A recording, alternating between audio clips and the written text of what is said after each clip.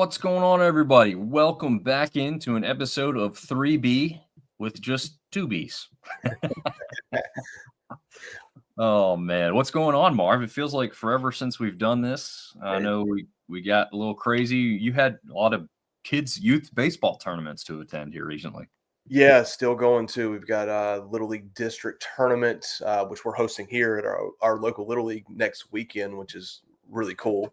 But yeah, baseball season is winding down for college and youth around here. But man, it was fun to watch a ton of. We didn't have a tournament this weekend, but we got to watch a ton of really good baseball this weekend, which was fantastic.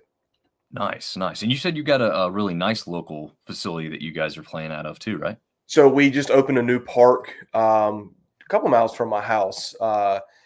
Two brand new baseball fields. We've got room to expand. We're looking for a private donor. If anyone's listening, it's got about $5 million sitting around they'd like to give to us so we could build a real phenomenal stadium for the youth kids here in Johnson County, North Carolina. We'd appreciate your money. Nice. I like it, man. I like it. We knew this guy was coming in. Ben James saying, "What's up, y'all?" Even though A-State's not in it, man, he's still coming in and jumping in on the show. So appreciate that, Ben. And hopefully, I think what's cool about what you've just talked about with watching a lot of baseball and being involved with this, like we have been throughout this season, specifically a little bit more this season, luckily, but with some players and some coaches that have gotten on, is there's a lot of people in the Sun Belt that are kind of cheering for our teams. Like I'm wearing the Chanticleer shirt that we all got one of, and it's kind of cool to see. And I think a lot of people were cheering for both teams. Obviously, there's a few out there who aren't going to do that. But I think it's kind of cool to see everybody kind of rally behind. And Marv, I want to get your opinion on this before we get going any deeper. Is this the hardest postseason in college to win? I think the NCAA tournament basketball is just because you have to play so many games, right? And you have to play so many different teams. It's hard to get a read off of, when you're playing a different team every day. But it's pretty difficult. I mean, we talked about it all the time. Baseball is just a finicky sport, right? Sometimes you get the right arm on the mound. Sometimes you get the wrong one. Sometimes bats get hot. But, every sport you got to play your best at the end. But baseball is a hard sport. But going back to what you're saying about the Sun Belt, everybody pulling for everyone. I don't care who you pull for. You got to be proud of the way that the Sun Belt home venues represented the belt. Like the atmosphere at the Pete and down in Conway was just phenomenal. I mean, it was as good as any regional that you saw. Just everybody was into it, especially when their team was playing, and especially in the finals. It was just a really good showing for the Sun Belt and how passionate the fans are and how nice the stadiums are and how great the programs are. Yeah. And a quick reminder that the two teams that hosted ended up being in their regional finals. Yeah. Which should also cement in most people's minds.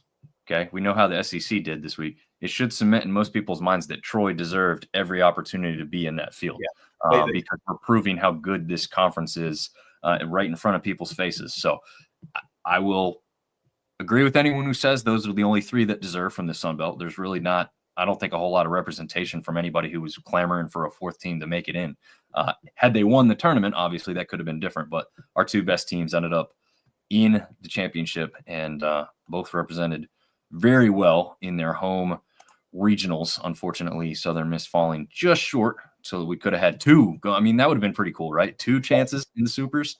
That would have been fantastic. I really wish that Coastal would be hosting because I think the atmosphere there would be electric. I mean, obviously they're going to Auburn, and that's going to be fantastic, but it would have been nice to have a Sun Belt team showcase hosting a Super. But and like you said, I think Troy should have got in. I mean, you're talking about a team that was ranked top 25 the entire year, drop a series to Southern Miss, who's a top 15 team, probably didn't play as well as they thought they would have in the tournament, but they could have easily been a 4 seed at some regional. It's a little disappointing, but wish we could have had a Super that we're hosting. Yeah, absolutely. I mean, Southern Miss was so dang close too, right? I know you fell out. I was in and out towards the end of that game, but I did wake up to see that 2-run home run to cut it to 1 run. And man, I was like, it's tough, right? For those that didn't stay awake, Southern Miss was down 5-2. Yeah, 5-2. And then they hit a 2-run bomb in the bottom of the ninth with 2 out.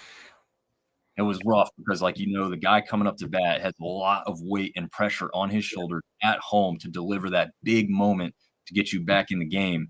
And unfortunately, the way it stacked out was that it was a player who hadn't seen the field a lot for Southern Miss. So on top of everything, it's not even like your tried and true home run hitter or a guy who gets on base all the time, unfortunately. That's just how it worked out. It's always going to be a tough hill to climb. But they made it exciting. I mean, they made it exciting right there at the end of that one, and they made it exciting throughout the weekend with how they played. Obviously, dropping that first one to Columbia. A little surprising, although a lot of people had Columbia having a chance in that first game, though, Marv. I think at least I had seen some of that around. Yeah, I mean, I heard a lot of people talking about philosophy. Like, you're the 1 seed, you're playing the 4 seed. You're going to play – if you win, you're going to play your 2 or 3 seed. And if you lose, you're going to play your 2 or 3 seed. So they didn't throw Middleton. Which I don't know if that would have made a difference, to be completely honest. But I was surprised to see them drop the first game, but then to battle back 2 in a row to make it to that regional final. And then they were down 5-1 at one point, I believe. It was a 1-1 game. They gave up 4, I think, in the 5th.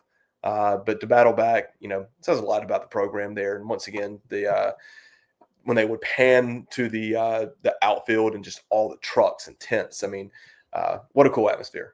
Yeah, the Roost, as they call it. It's a pretty cool nickname. I mean, they showed a couple close-ups throughout the weekend of the treehouse.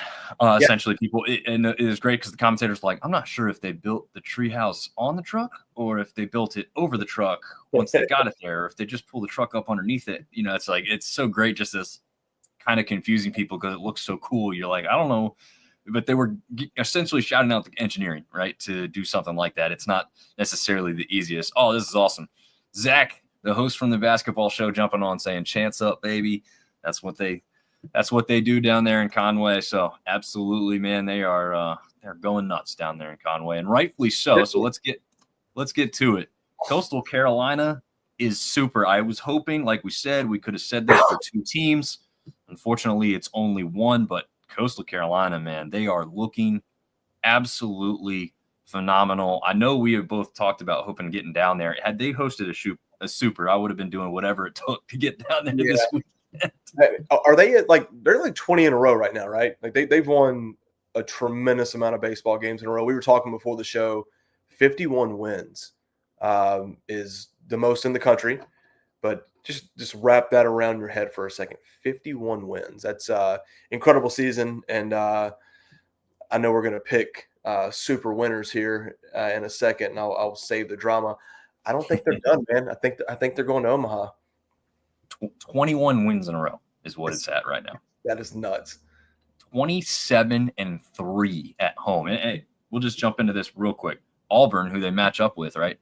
28-6 at home. So we got 2 really good teams playing. And note, Coastal 18-7 on the road. So also very good on the road, especially because if you look at their road schedule, again, Southern Miss, Coastal Carolina, Troy, just to name a few. I mean, you could put Texas State up there as a teams who've really challenged themselves as far as schedules go throughout the season. So, you can look at a lot of other mid-major conferences that are below the Sun Belt and say, well, they padded their record and their schedule with easy wins and stuff. These teams at the top of the Sun Belt do not do that. Nope. In fact, a lot of teams get a jump in the ratings just for playing a Coastal Carolina, a Southern Miss. Troy was kind of on the cusp, right? Sometimes they were giving people a bump and sometimes they were taking them down just because, unfortunately, as we know now, they couldn't get any sweeps going this year. So that kind of hurt them. But these other 2 teams were definitely helping people up. And Texas State was too a little bit, although they had just had a weird season. And we'll see if Artie jumps on. Maybe Artie's completely done with baseball at this point. We'll have to see what transpires with that. But how did we get here? Conway Regional against the number 4 seed in the regional, Fairfield, who I really didn't know much before.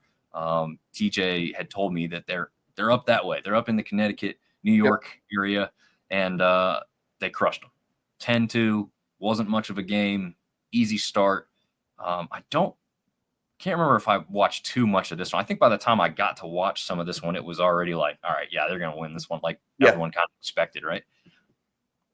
No, I don't think anyone thought Fairfield had. I mean, listen, everyone's got a chance, right? But that was what was expected. What was surprising to me was East Carolina had just come off a really, really big win against Florida, convincing win to come out and beat them 18-7 in the second game.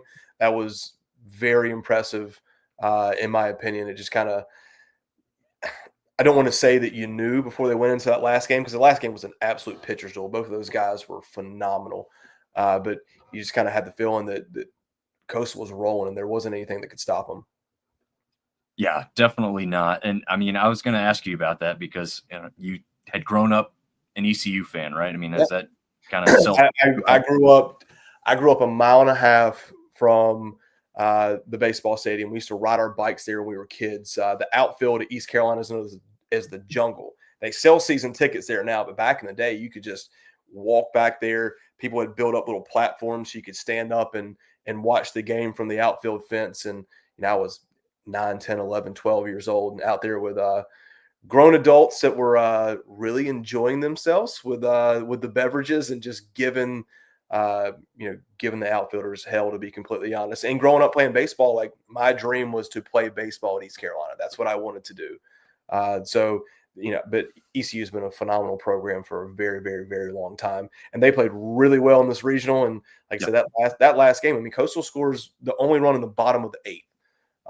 Both pitchers that went out there to starters threw over 7 innings and were just completely lights out. That's the way a regional final should be. Very similar to the Southern Miss Miami game. Yeah, absolutely. That's one thing I was going to touch on, just from an outside perspective, was the atmosphere of ECU bringing a good number of fans. Yeah, they didn't take over or anything crazy, but they travel well. It's not that far of a trip. Nope. They're traditionally a very good baseball program.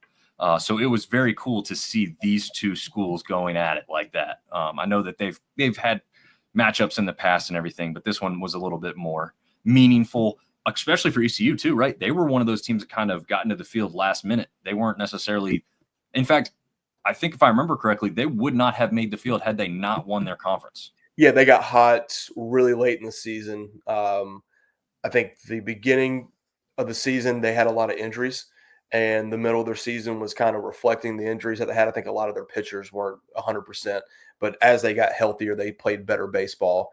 And you saw what happened when they got healthy. I mean, that Florida team that East Carolina beat twice, it's a pretty darn good baseball team. Yeah.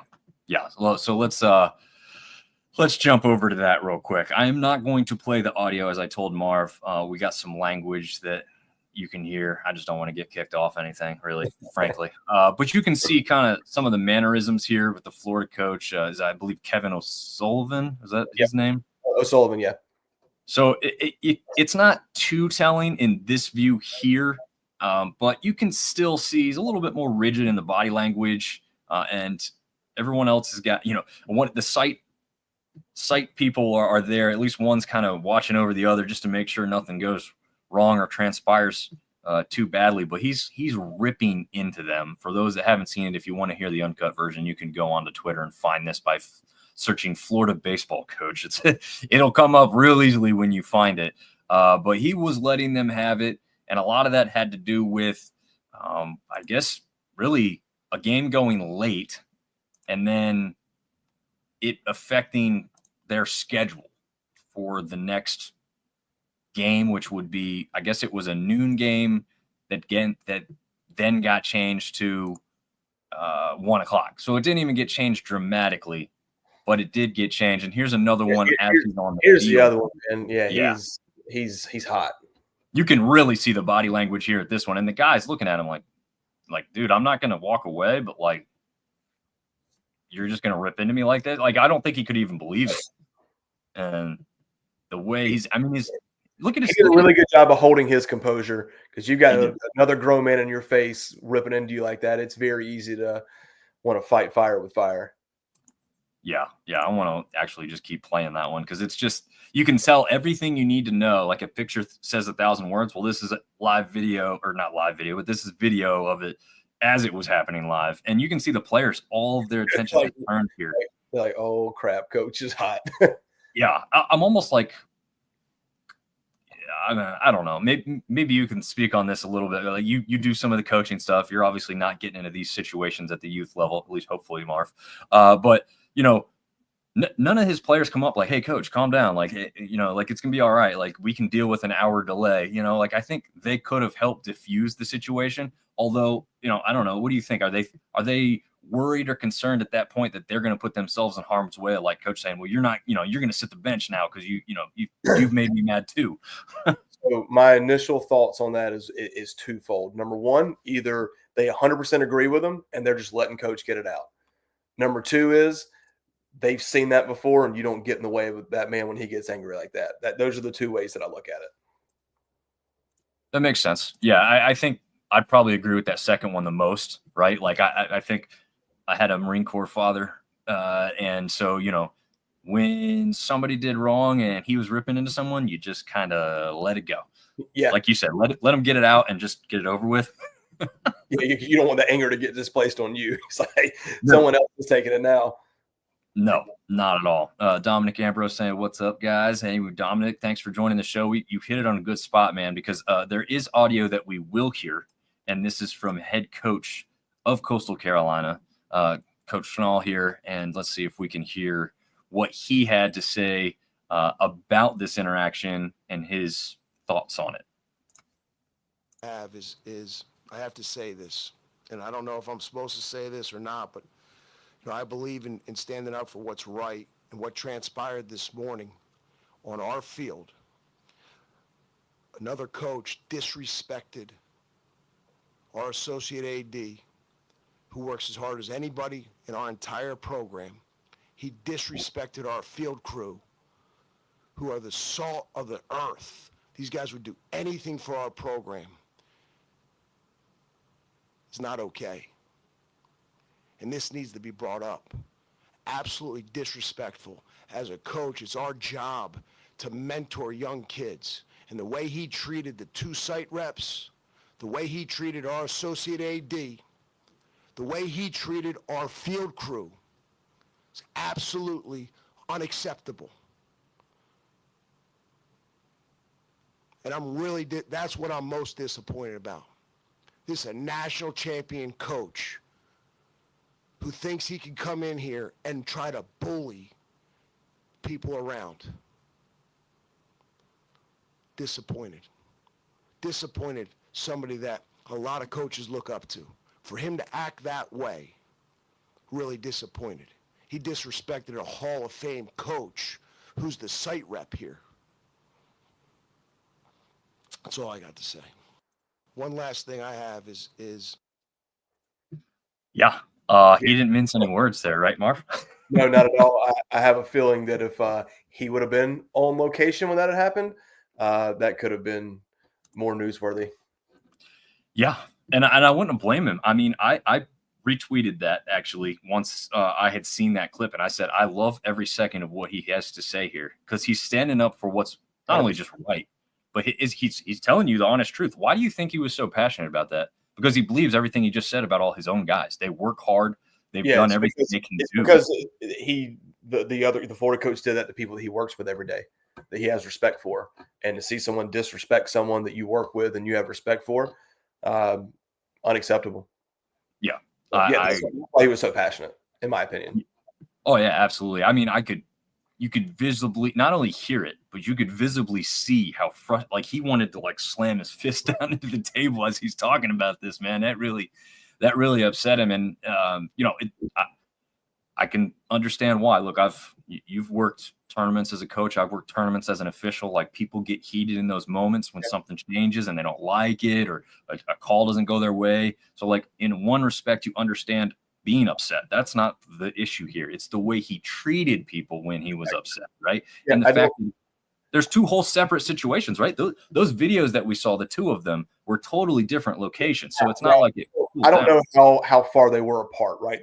That one conversation could have happened 3 minutes before the other conversation, and the emotion just spilled over. But the reality is, if he's angry about a time change, it affects your opponent as well. It's not like you're the only one that's being affected by that. So it goes both ways. But yeah, I mean, the first video that apparently has some colorful language to it. I haven't seen that one. That was the first time I've seen it. I'm going to listen to it. But the second one, when he's aggressively pointing and like walking around that guy, that's a bad look.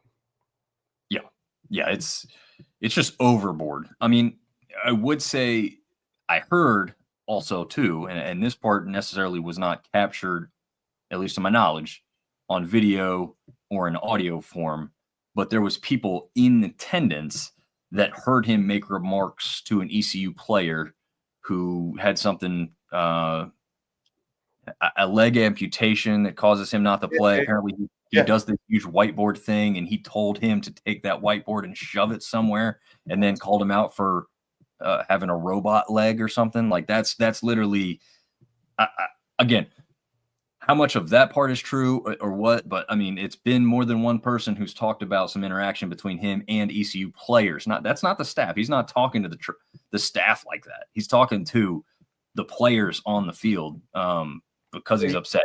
I don't know. You saw what happened in that Duke game earlier this year where I can't remember what the other team they were playing, but the head coach of the other team said something to the Duke player. And Coach Pollard from Duke ran out there and was like, "Do not talk to my players." That was is it you? It might. I can't remember who it was, but that's a goal. Like if you're going to talk to an opposing team's players, it can only be encouraging. Like you can't dog them, right? Like that's just. And as a coach, if another coach had talked to one of my players like that, that's an issue. Especially a guy that's an amputee. That was so. I can't remember the guy's name, but he was a big time recruit. Yes. And he got in an accident and lost his leg. ECU did the right thing. They kept him on scholarship. He's actually played for them this year. And just that story alone, like a guy with one leg playing top tier Division I baseball, like that's a great story. And for you to make fun of someone like that, if that's true and there's actual audio of that, that guy should be absolutely ashamed. And the AD of Florida might need to look at whether or not, I know he's won a national championship. I know they're a great program. But if that's your character as a human being, I'd revisit my coach. I mean, that's just, and once again, that's all speculation. Not sure if it's true. Right. Exactly. And you find out that that's true. That's wrong. Yeah. Well, speaking of somebody who is of high character, Artie has joined the show. He is still around here, so hopefully he's at least enjoying some baseball, even though it won't be his own Texas State Bobcats, unfortunately. But we'll have to see. I don't think the state of UTSA is the representative from the state of Texas that is left in the tournament. And that doesn't make Artie feel any better because that is a heated rival. No, it doesn't. But all the big Texas programs didn't make it through. Yeah, that's crazy. I mean, it's insane what's happened to that and the SEC. They were the power guys and everything. Speaking of that, let's jump back into Coastal Carolina going up against Auburn this weekend in the Auburn Super Regional. Man, I understand it, but I really don't like these 9:00 baseball starts for me. No, I do not. I'm assuming my geography is not phenomenal, but I'm assuming Auburn is an hour behind us on the East Coast. So it's an 8:00 first pitch. But yeah, dude, I'm old. That Friday night 9:00, I might make 4 or 5 innings. Yeah, that's what I'm thinking too. Well, I hope to play a larger role in it. I would actually like to do, and we'll see if there's enough people.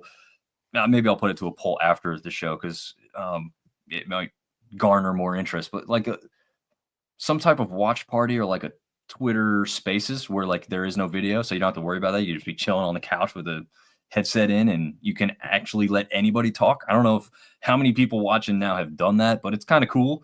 Because we can kind of host it, but everybody can get the chance to talk. It's not just us on the podcast, on the video.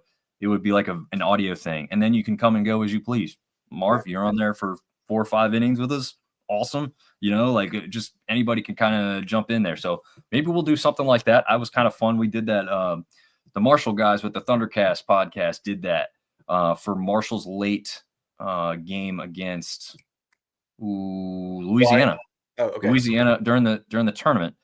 They did it, and that was a late game, so there wasn't a ton of people on there, but it was still a bunch of fun, man. You get to talk and experience some people that you you may see their username, but you have no idea what they sound like or anything. So maybe we'll do something like that, something easy and quick to set up, but we'll have to see. Anyway, that is Friday night, 9 p.m. down there in Auburn. But the Saturday game should be much more enjoyable for all of us older guys, and we can stay awake for the whole one there as it starts at 3 p.m. Again, that's weather dependent. Hopefully we don't see as much. I don't really think didn't have a ton of weather stuff this past weekend though. I think most games kind of started and went as they were supposed to. I think there were certain sites, especially like down south. Like I think LSU had a couple delays, but everything ended on time. And I'm not sure what the weather's supposed to look like down there for this weekend. But a game 3 will be played on Sunday. That's a to be determined game time. Yes.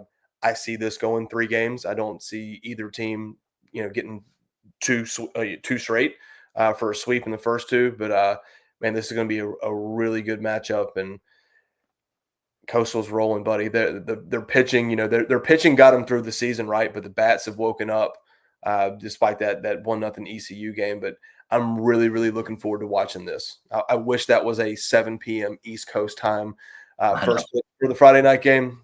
You're killing this, NCAA. You're killing us. Yeah, I don't love it either. Artie says, I'll be watching the game on ESPN 8, the Ocho. I hope most people watching and listening are old enough to understand that reference. But actually, I mean, I guess you don't even have to be old enough at this point. They actually made it into a thing that they do like once a year, right? Where they do the like obscure sports on the Ocho. Yeah. But when they first had that joke come up, I guess what was it on the Dodgeball movie? Right? Dodgeball, yeah. That's so great. Your writing and your creativity for a movie is so good that ESPN actually puts it into motion and does actual things with it. So, phenomenal stuff. To note, Auburn played quite a few teams the same as Coastal this year, and they also played quite a few NCAA tournament qualifiers. So they played and went up against Holy Cross, who was just in the Chapel Hill Regional.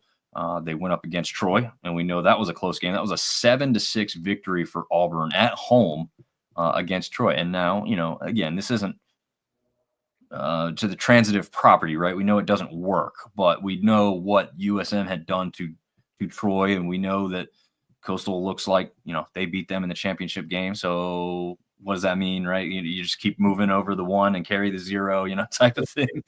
Again, it doesn't really mean much. It was early in the season, so you don't really take a lot out of it, but it's something to note. They went up and had a series against Wright State. We saw what they've just done in postseason play. They beat them 3 straight in a sweep, ruled them twice early in the season. Went up against Ohio State just like Coastal Carolina did. They've gone up against Baylor. They played ODU, and they went 2-1 against ODU. So that's a note. That's a direct one there. Again, they played in the SEC, so I won't cover all of those. They went up head-to-head against South Alabama, beat them 13-5. Let's see. Oh, they did go up against Georgia Tech, which is interesting. A 9-8 victory over a ranked Georgia Tech team when they did win that one down there in actually that was in Atlanta. Okay. So they went on the road and beat a ranked Georgia Tech team, and we saw them end up in the tournament. Obviously, they're not making it to the super round, but they did go head-to-head and beat them 2 times. They actually hosted them down in Auburn as well. And I think that's pretty much going to do it, besides, again, their matchups with they played NC State in the regional and beat them 11-1. And NC State was a team that Coastal had played early in the season. So we'll have to see how it plays out, but and we'll get to some picks here in a minute, but we also wanted to cover Southern Miss, and here's their score. I mean, look, that's kind of crazy. Let's go back for just 2 seconds, right? This is Coastal's schedule for the weekend. 3 games, 3 straight wins, and now we look at the Hattiesburg Regional and see what Southern Miss had to do. They had to play in 5 games because of the loss in the first one, man. So I don't know. What were your thoughts on either their overall performance? You want to talk about specific games you got to check out at certain points? I'm not sure. So I know from coaching baseball that coming out of the loser bracket is difficult, right? The best way to save arms and to be fresh and healthy is to stay in the winner's bracket. That goes out the window in game 1. The Alabama game was phenomenal. Really, really good game. The second game against Columbia, I don't think was ever in doubt.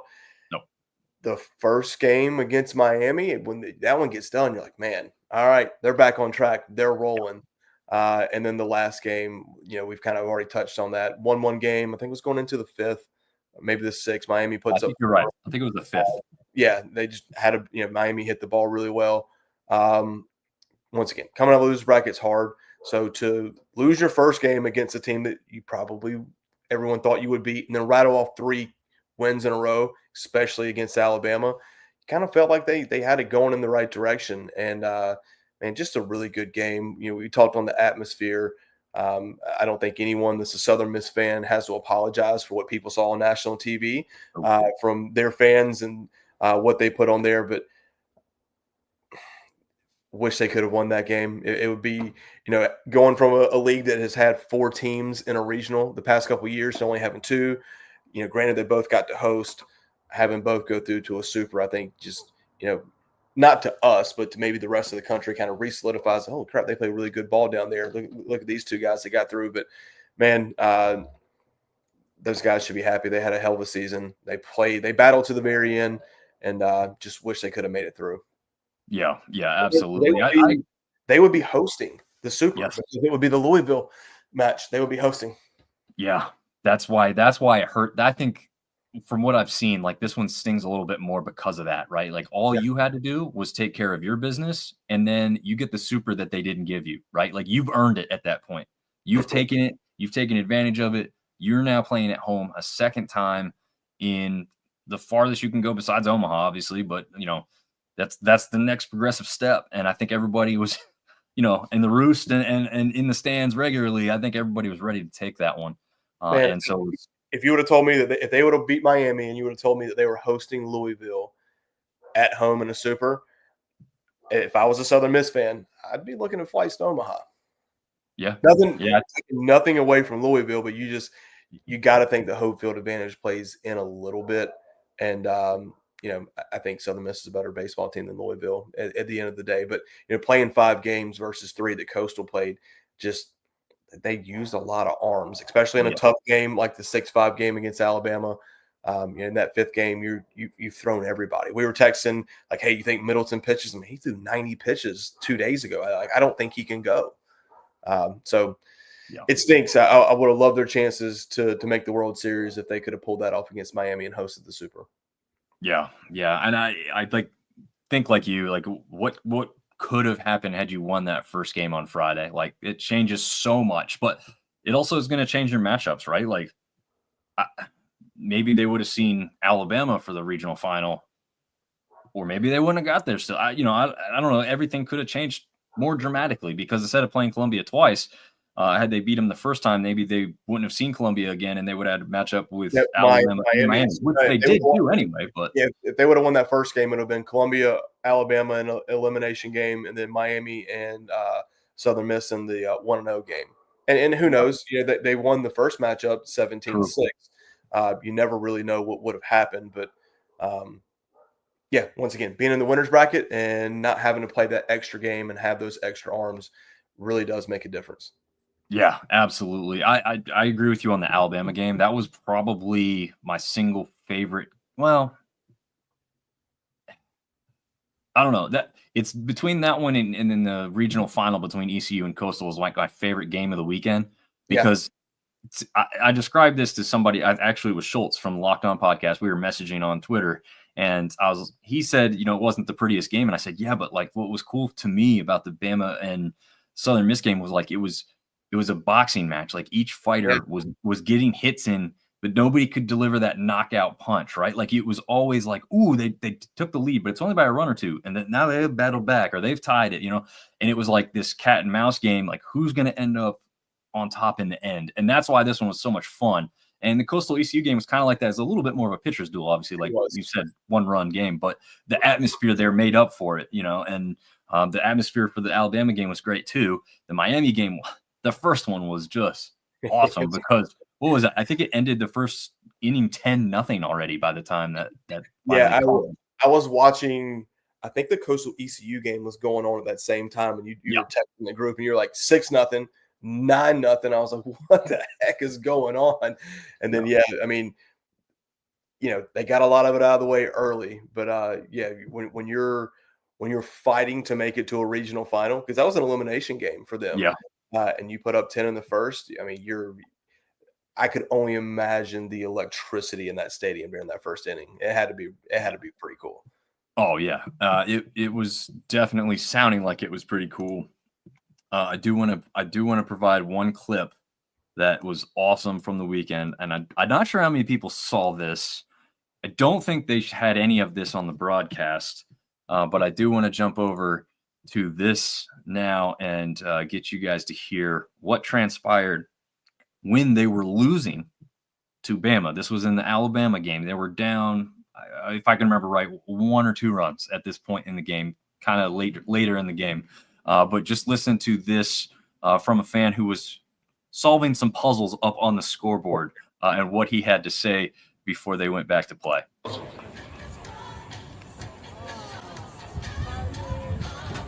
Green eggs and ham. Yes, you are correct. And number 3. Let's see if we can get him 3 in a row. Oh, that's definitely Alabama sucks. That's what it is. Let's go to the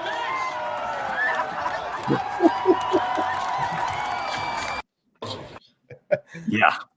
That Do you think he was escorted out of the stadium after that? He might have been. Because that girl came out and took the microphone from him about as quickly as she possibly could. Yes, she definitely did, and probably wanted to keep her job. So yeah, like just to go back though, I mean, they're down. He gets on the mic, solves this puzzle. It had nothing to do with Alabama. It wasn't like they were trying to be funny on the scoreboard. They were all these like word puzzles that were like little pictures kind of put together, like emojis. That's how I'll describe it. It's like emoji sentence, and you had to figure out what the saying was or what it was. Nothing to do with Alabama. It wasn't like they were trying to be cute. And this guy just says, "Oh, that's definitely Alabama sucks," and everybody was like, "Yeah!"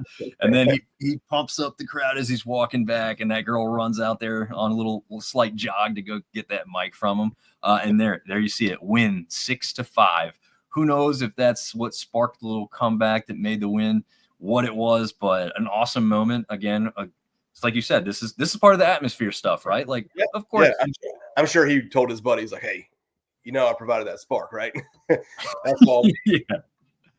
Oh, if it was easy to find out who he was and where he's at, I would have asked him to come on the show and be like, you got to tell me whether you pre-planned that or like you're solving these puzzles and you're like, you know what? I don't care what this last one is. I'm going to say this, like how great would that be? I hope it's option number 2. Spur of the moment. I do too, man. I mean, if I had to pick one, that would be my favorite. So unfortunately, that'll do it for the clips for tonight. But I hope for those of you watching and listening that's something that you would like to see a little bit more of. We would like to do that a little bit more. I've been practicing on trying to get in and out of those things a lot smoother. So hopefully that's something that we can continue to provide as we go along here. And now we'll take a look at the rest of the regionals. As we know, we've talked about a little bit. Louisville is hosting the Super against Miami, who came out of the Hattiesburg one. UTSA is traveling all the way over to UCLA. That's a matchup that people are going to trip over all weekend, trying to not say those two schools too fast there. We have Arkansas hosting Tennessee, Auburn hosting Coastal Carolina, as we know, obviously. North Carolina hosting Arizona, another cross-country travel. LSU hosting West Virginia. Interesting one there. Yeah. Duke hosting Murray State. We're going to talk about that one real specifically here in a second for a couple reasons. And Oregon State, a team that some people questioned, what they were doing hosting spots in the first place, is still going, and they host Florida State, another cross-country win. But talk to me about Duke. How the hell are they hosting at that crappy facility that they have in Durham, North Carolina? I don't have a clue. First of all, ton of respect for Coach Pollard. So for anyone that doesn't know, Coach Pollard was at App State, took App State to a regional, almost went to a super regional, loss in the final. He left to go to Duke. Amazing baseball coach. For a school, a private school with that kind of money, and I get the Cameron Indoor thing, right? That's nostalgia, that's legacy. I get that part of it. But if you've never been to Duke's baseball stadium, it is not up to par for the type of program that they are. And I always thought that to host, you had to have a nice facility. Dom, you and I have been there. It is not a nice facility. The field is nice. The stadium is old. outdated, not good view lines. There's no concessions. The bathrooms are porta potties. Duke deserves something better than that. If the Duke AD ever gets a clip of this, hey, dude, spend some of that money. Build them a new facility. You got a really good program. They deserve a lot better than what you're giving them. But, if you and I were talking earlier, so I get how they do it, right? If it was chalk, right, the 1 seed would host the 16, the 2, 15. And I get how that works. But just logistically, it would make a hell of a lot more sense to have Duke playing Carolina and Arizona playing Oregon State. We kind of talked about, do they want to avoid conference rivals playing each other? Well, you got Louisville and Miami playing. You got Arkansas, Tennessee. When you put the regionals together, you had to know that was an option.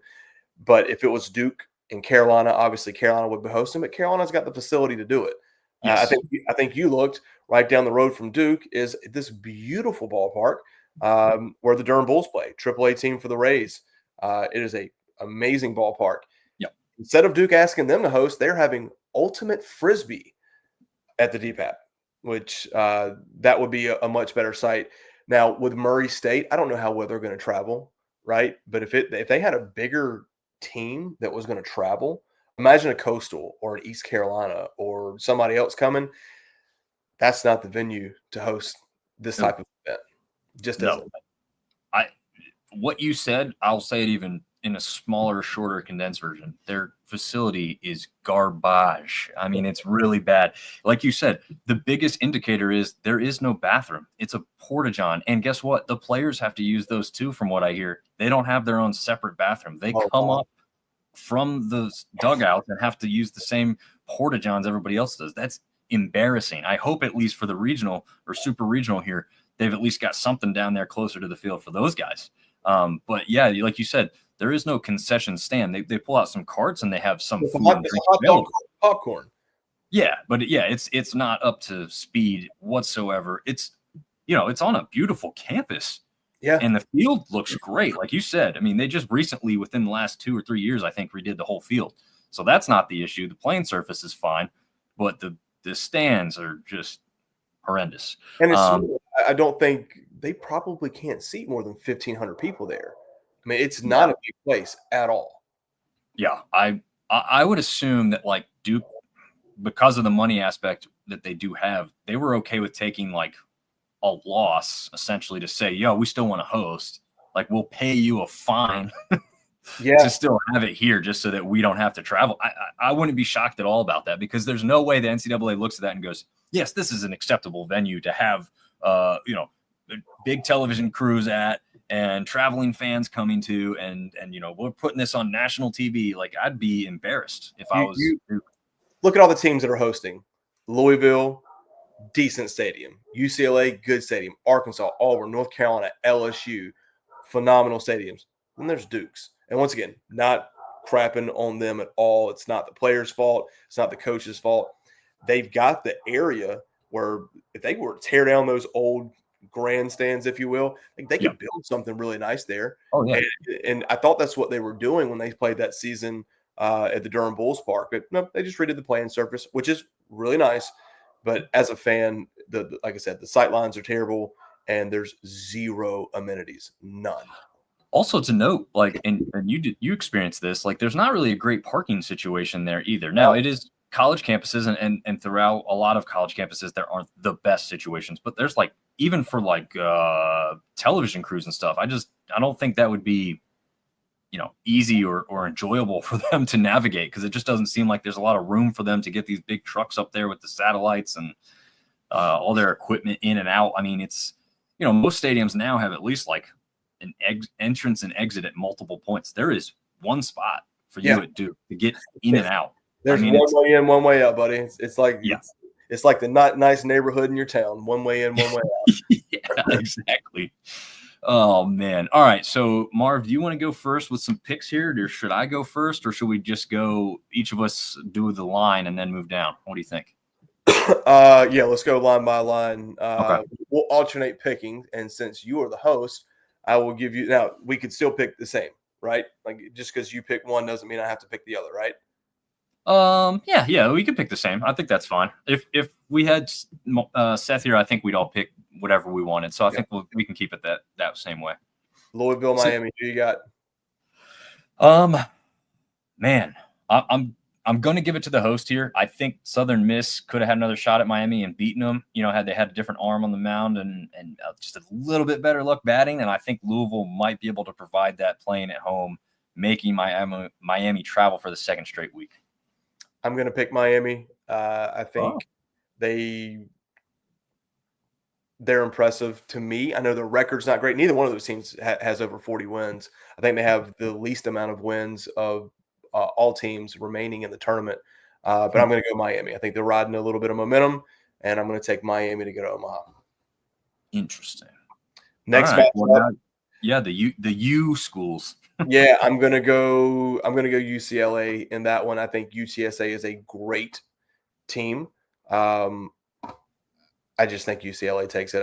And I don't even think it's because they're playing at home. I just think they're a better overall baseball team. Yeah, I mean, I think a more traditional program too, right? Across the board, I will favor them for being so far away. I mean, that's a decent travel from San Antonio. You're talking about the other side of Texas. Texas is the size of, well, many European nations put together. So, I mean, you're traveling a pretty good distance from UTSA all the way to UCLA. But yeah, I just think UCLA's been there, done that, where UTSA's riding a high, and it's hard to keep that going. I'd probably favor UCLA even if UTSA was hosting, to be honest with you, though, because again, the experience is going to mean something here, I think. But yeah, we'll see. Okay, I guess I'm back up again, right? Is that how it's going? Arkansas hosting Tennessee. Man, I hate both of these teams. Oh man. Arkansas struggled. They were the one last year and got knocked out by the Super, right? Yes. Or were they knocked out in the Supers, or did they make it to Omaha and just not win? I can't remember. I know they didn't.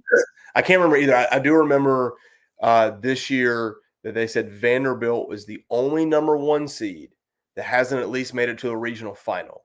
So that's crazy. That is nuts. Really nuts.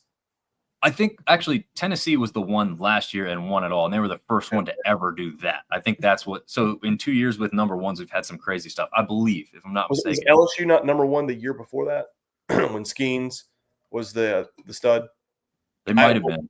I don't know, man. Yeah. Who you taking? You going Pig Soooo, or are you going Rocky Top? Man, I wanted to see. I don't like Wake Forest either, but I wanted to see Wake beat Tennessee just because I think Tennessee fans are more vocal and everything. Not that Arkansas is any better. Again, it's kind of the same thing. They're just annoying fan bases to me. But Arkansas playing at home, I thought that Tennessee didn't look great against Wake Forest, so I guess I'll lean Arkansas. They're playing at home. I'll lean on the home team again. Gotcha. I'm going to go the opposite direction. I'm going Tennessee. I thought they looked really good in the regional, and they are who they are, right? Arkansas is a great team too. I didn't look this up. I'm sure they played each other this year. I'm not sure how that turned out, but I'm going Tennessee. Okay. All right. Well, let's get your thoughts on a Sunbelt team, baby. Buddy, this is a Sunbelt podcast. I'm going Coastal, man. I think Coastal. Oh my God, can I say this out loud? I think Coastal might be the best team in the country right now. 21 in a row. 21 wins in a row. Like there's you can't understate what that means. Their arms are as good as anybody's that you'll see in the country. And if their bats are anywhere close to where they were this last weekend, spare the last ECU game, because that freshman kid from ECU came out and just threw a dime. I take Coastal. I think it goes all 3 games, but I'm taking Coastal. I think I'm with you. I'm with Chance Up, who we got the shirt from there. And Bob, by the way, if they're still watching right this second, there was a lot of comments on the shirt as I walked around Conway when I wore this at the game. So even fans down there, they said they want to see this as the official logo for the baseball team. That's how good this thing is. And I agree. This is a phenomenal logo. So awesome thing right now. I'm obviously going to go with Coastal Carolina. Here's the thing I'll say as maybe a realist here, though. You said 21 wins in a row. It's okay if they lose one, right? Because sometimes in a loss, you learn something about yourself. Maybe that propels you to not lose again. So going 2-1 to get through this super down there in Auburn is perfectly acceptable as long as they can keep going all the way to Omaha. Who cares if they win every game 1-0? One run to 0. I wonder if Banana Man makes an appearance in Alabama this weekend. We'll have to get in contact and see. I know that he had a little bit of help getting down to Conway because he was back up in Kentucky, and TJ's jumping in there. There is no team remaining, or in general, that can go head-to-head with their pitching staff. Coastal will have the arms to beat anyone. All comes down to the bats, which look great in Conway. Yeah, except for, like Marv said, except for that one game against ECU and that – you said he was a freshman pitcher too? Yeah, the kid was in high school last year and hadn't really pitched in a ton of games. I think that was only like his 9th appearance. Maybe it was his 9th start. But, the funny thing, going back to ECU for a second, is the kid that they pitched against Florida to get that championship game was also a freshman. Really? In the second Florida game, not the first Florida game. Gotcha. Okay. So they have 2 stud freshman arms. But, yeah, he was lights out. And like Sully said, Coastal Carolina's arms are as good as anybody's in the country. I think their bats were a little lackluster for stretches of the season, but they've got hot at the right time, and they're going to need to stay hot in Auburn. But I don't know. I feel like Coastal. I feel like Coastal's the best team in the country right now. Yeah. One more note on that. We had Sebastian on, who had a pretty good weekend for them overall, but it's one of his after the game interviews. I guess it was after the regional final when they said, like, what are you going to do? What are you going to celebrate? And he goes, first of all, they had to reiterate the question like 3 times because it was so loud with everybody celebrating in the stands and behind him and everything. So that was cool. But when he finally got to answer the question, he goes, I mean, I don't know, man, but as long as I'm with my guys, I don't care what it is. Like, this is a team, this is a family. And when you have that kind of atmosphere and playing for each other happening in every aspect, right? Like, this is the celebration now. He didn't say, I'm going to go home with my girlfriend or, my parents and we're going to go out to dinner and stuff. Like, no. He wanted to be with his guys. So when you have that kind of camaraderie, it means a lot moving forward. It's going to mean a lot of things to this team as they go on the road to play Auburn. So hopefully. Hey, look at the way their coach took up for their field crew. Like, you want to talk about, I mean, I think in the passion that he had, like, go play for that guy, right? Taking Coastal, man, once again, not obligated to do it just because we're the syndicate and it's the Sun Belt show. I truly believe that right now Coastal Carolina is playing the best baseball in the country. Yeah, and just a fun team to watch too. Just as one last little note too. I mean, they're just enjoyable to watch play the game of baseball. Okay, right down the street from me, North Carolina hosting Arizona. I guess like it is up to me. First pick, right? This is your pick. Oh man, I hate this one. But I think I've leaned this way in everything, so it's probably going to be way wrong. But I'm leaning towards the home team in these long travel distances. But again, Coastal's. North Carolina is another program that is historical when it comes to baseball. They have a precedent set. I expect them to continue their winning. I was shocked when they got blown out by Oklahoma to have to go to the second game, Game 7 there. I expected them not to have to be put in that position, but once they showed up and they demolished Oklahoma in that last game. So I expect that to continue. Who you got in this Wildcats versus Tar Heels matchup? Man, my grandfather's going to roll over in his grave. Taking the Tar Heels. They looked really, really good. Like their bats were really hot. Yeah. Like you said, perennial power, historical baseball program. They're hosting. Their facility's phenomenal, by the way. So yeah, I'm going with the Tar Heels. Yeah, I don't think either one of us like that, but we're being realistic here. All right, you're up again. LSU versus West Virginia. West Virginia is a really good baseball team that surprised a ton of people this year. I think at one point towards the end of the season, they only had 5 losses. I think as they've started playing some more top-heavy opponents, I think they're at 12 losses now. But going down to Baton Rouge is going to be a little bit of a rude awakening for the Mountaineers, I believe. I think LSU takes that in 2. Oh, wow. Okay. And no, one of those West Virginia losses was probably to those Marshall Thunder and Herd. Yeah, it was. And a phenomenal game, by the way. Yeah. It was a really good game. And, Marshall was playing great baseball at that point in the season too. But LSU is just, they're a top 10 program year in, year out for a reason, 2 years removed from a national championship. My oldest son Mason. If you ask him right now, if you make it D1 baseball, where do you want to play? That's where he wants to play. Just because it's going to be that place is going to be just insane. Yeah, definitely insane down there in the box. No concern or worry with how much of a fight they had to put up against Little Rock to move on. A former Sun Belt member, by the way, and also a team with a losing record that came in. Yeah, Little Rock was 27-33 coming into that. North Dakota State had only had 20 wins, by the way, and ended up winning a game too. Now, I think it just goes to prove that if a team gets hot and they're playing with house money, you got nothing to lose. Nah, that doesn't concern me too much at all.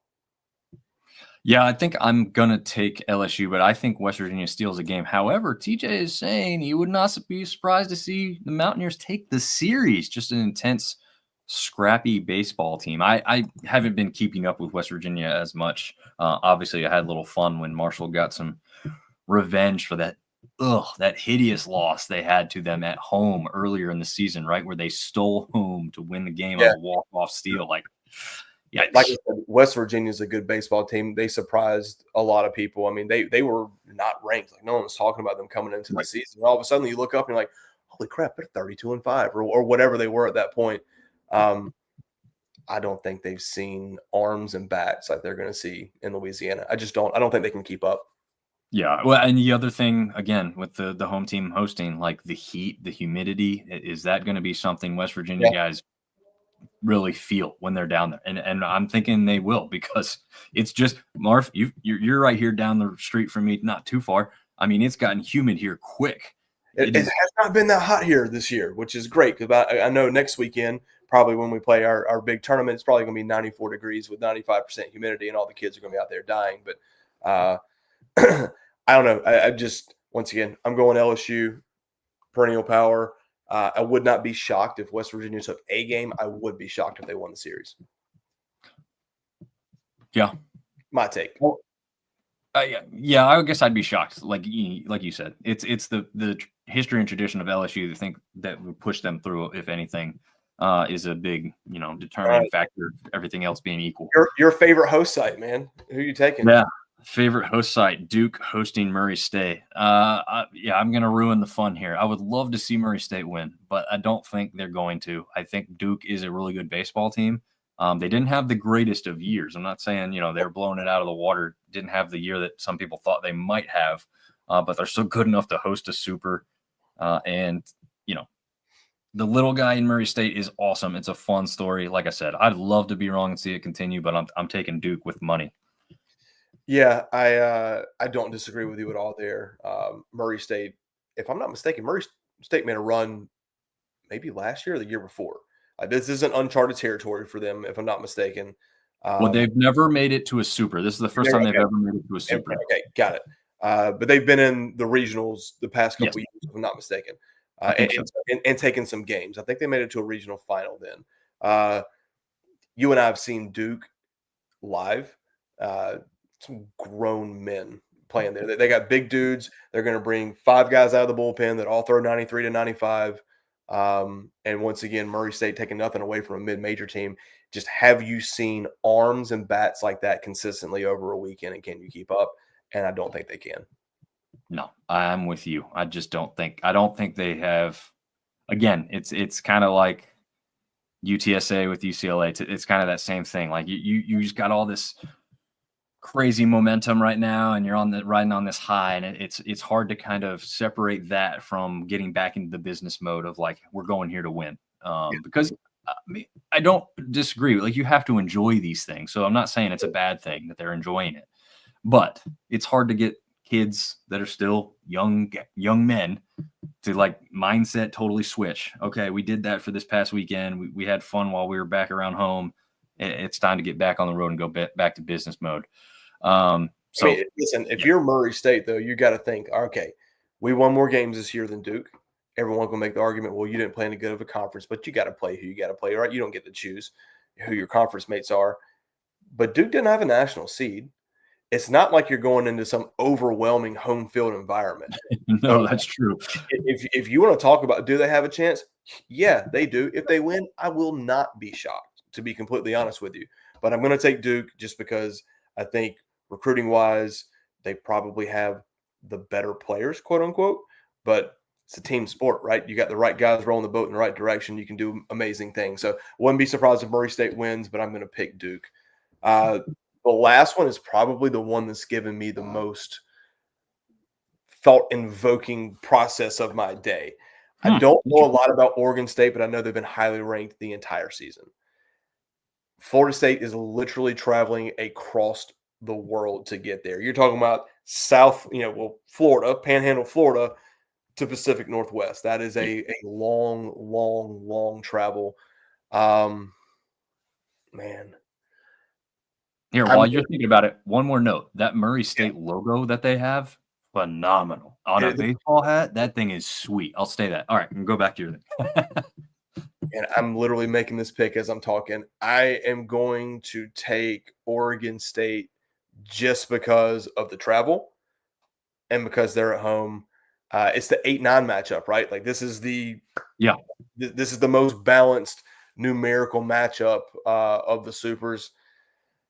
I'm going to take Oregon State, and I have zero good reasoning or rationale behind that outside of travel. I'll go the exact opposite for my first pick against a home team, really, besides Coastal and Auburn. But I will go with Florida State. This is so funny. You were like, do we have to pick the other one if one of us picked? It's pretty much how we did it without trying. There was only like 2 or 3 that we picked the same team. But I'll go Florida State. I mean, I think coming into the season they were expected to be really good, and they've kind of stayed very, very similar all along through the season. They had their little rough spots here and there, but a very good baseball team. Oregon State, I mean, traditionally, yes, baseball school out there. It's just, it's probably an East Coast bias. I'll just be honest with that. Like I hear and see as well. Yeah, I hear and see Florida State more often, so it's just it's playing a bigger role in my head. So I'll go with the Seminoles. Also, we saw how badly they dismantled JMU in that first series of the year, so it's hard to get that out of your head. I know Oregon State. That's also JMU had us fooled. We all were coming off of the season they had the year before. JMU was not a very good baseball team this year. No, they weren't.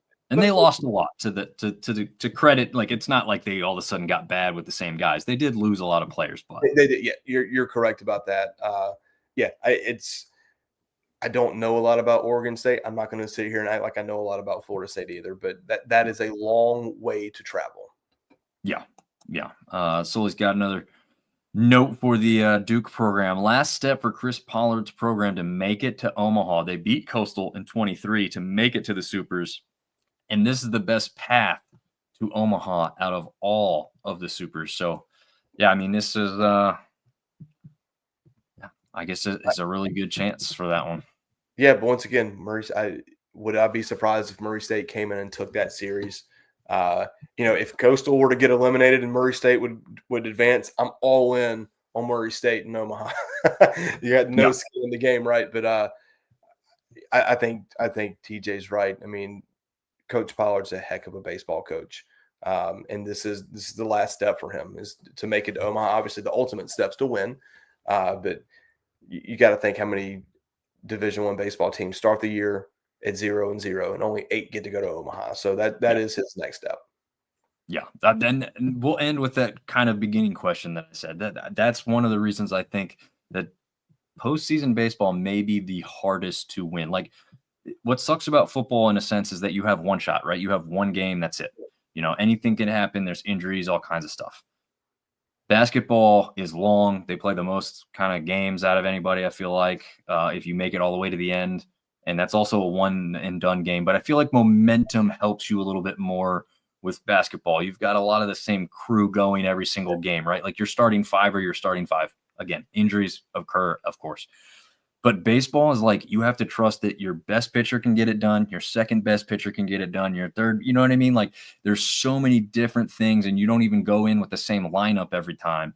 So I'm starting to lean towards like baseball being the hardest postseason to win, even though in this one is the only one in the NCAAs anyway that you can afford to have a loss and still continue on. But it makes sense. Again, you're not getting to see your best pitcher every time. So you have to kind of build that in. I feel like it's kind of a fair way to really evaluate where all of these teams are and give everybody a fair chance. How do you tie in baseball? I don't know. Well, you can't tie in It's this. happened, and not in this, but we've seen it happen in conferences. It's True. what was it? App a couple years ago. It was like the 13th inning, and there's minimum travel requirements back home. So you have to. The game has to end at a certain time. Yeah, great question, Dominic. I don't think you should be able to tie in anything, including soccer or hockey. There should never be a tie, but it happens. Oregon State tied Iowa this year. Yeah. Yeah, I think there was another one in like the ACC or SEC, and it's kind of crazy how many people don't know that can happen. But again, like Marv, you said, it's not really supposed to happen. It's happening because of cutoff times for travel to get back home. Which, with the way these conferences are anymore, who the hell cares? Yeah. You're traveling across the country. Like, these kids aren't in good shape when they show up anyway. You know, when like Stanford comes over here to play UNC in baseball or whatever. Well, I think that's Big Ten, right? No, wait, is Stanford in the ACC now, right? Yeah, somehow I guess the commissioner just doesn't own a map and doesn't realize that the Atlantic Coast Conference is on a different side of the country. But yeah, they are. Them in California, the Golden Bears are in the Atlantic Coast Conference, even though they are situated very clearly on the Pacific Coast. Yeah, insanity, and it probably doesn't get any better unless maybe some of these schools and conferences finally split off. Yeah, DJ calling it the All Coast Conference. Yeah, at least when like the SEC and Big Ten took programs that were further away, they got good programs, right? Like I don't think any true ACC fan was like, yeah, we got Stanford and Cal. That makes everything better now. Or much. If I'm the ACC members, I'm actually way more excited to SMU, right? Like, Dallas, first of all, that's a pretty big city, pretty cool place to go. Probably. That was the argument for the West Coast teams is you're going to get more eyeballs on the West Coast.